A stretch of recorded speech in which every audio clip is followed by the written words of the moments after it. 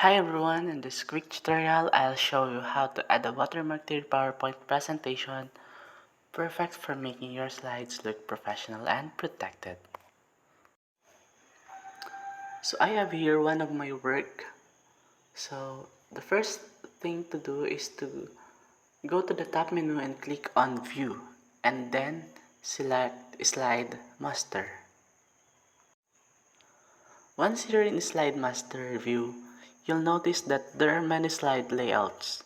The first and biggest slide at the very top controls the overall design for all the slides below it.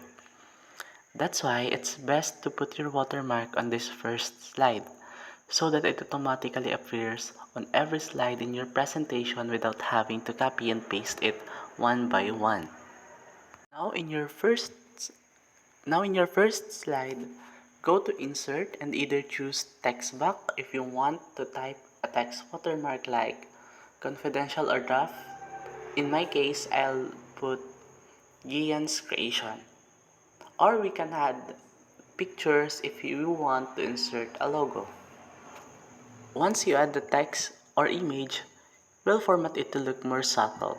Click on it, go to the Format tab, and adjust the transparency so it doesn't overpower your slides. You can also change the font style, the size, or color as you like. Now drag your watermark to where you want it, maybe at the center or the bottom corner, or even diagonally across the slide. When you're done, click Close Master View, and just like that, the watermark will now show up on all your slides. And that's it. Adding a watermark is a simple way to protect your work and make your presentations look even more professional. Thanks for watching.